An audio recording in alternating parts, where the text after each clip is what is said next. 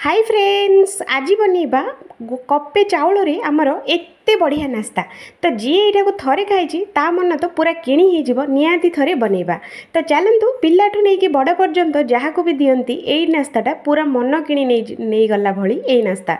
तो यहाँ बनइबा भी बहुत सहज। तापर मिनिमम 5 मिनट ये गुड़ाक बनीज बहुत टाइम टोटाल नबनी। तो चलतु बनइबा स्टार्ट करवा जबरदस्त नास्ता। तो मु नहीं जाइए गोटे जगह देखिपे फ्रेंड्स ये आम पकेबा खुद चाउल। तो देखिपे खुद चाउल तो समस्त घरे एवेलेबल थाए, जदि नहीं तो आमर नॉर्मल चाउल भी आपण मैंने नहीं पारे। तो मुझे नहीं जाइए आमर खुद चाउल गोटे ग्लास छोटिया ग्लास रे गोटे ग्लास खुद चाउल नहीं जाइए। तो आ दिहरे अल्प टिके नाकु आम पानी देदेबा, गोटे ग्लास पानी देकी आकु मिनिमम आधा घंटा भिजिया छाड़ीदेबा। तो चाउलटा टिके नाकु फुलीज तापर बतुरी भी जीव। तो आमर चाउलटा बढ़िया से आमर फुली गला देखिपे फ्रेंड्स आधा घंटा पर देखो चाउल गुड़ाक एमती हो गला देखिले ना।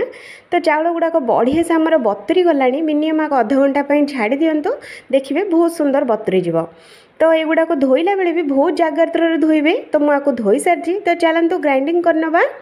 तो मु ग्राइंडर जार नहीं जाइए चाउल गुड़ाक सब ये पकई नहीं जाए। तो ता धीरे पकई नवा गोटे दुईटा सीजा आलू मुझे जाइए। आपण मैंने चाहिए कंचा आलू भी नहीं पारे किंतु सीजा आलू पकईले अधिक क्रिस्पी लगे। ता धीरे पकई नवा गोटे इंची आमर अदा चोपा न छड़े पकातु बास्ना टेस्ट बहुत बढ़िया आसो। तो मु गोटे इंची आमर अदा नहीं जाइए।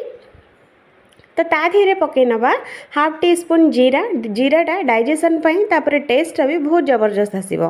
तो चलतु एगुड़ा को ग्राइंडिंग करनवा पानी न देकी आपको पेसी नवा।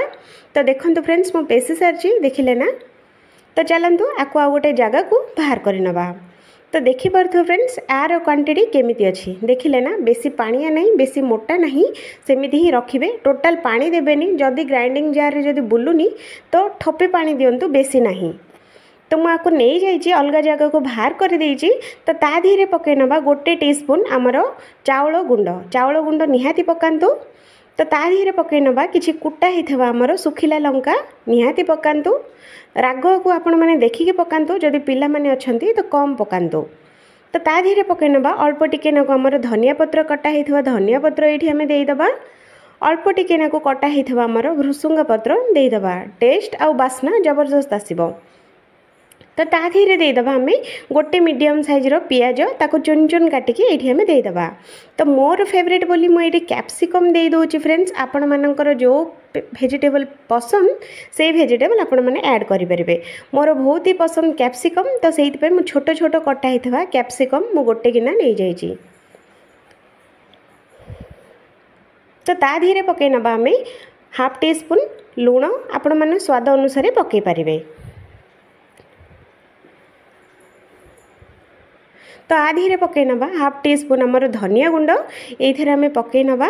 तापर ए सबू को बढ़िया से आम मिक्स करनवा। जदि आपण मानक आउ किछि चटपटा मसला खाइबा इच्छा थिले तो निहाती पकातु। एमिति सिंपल रे बनातु देखिए बहुत ही स्वादिष्ट लागिबो।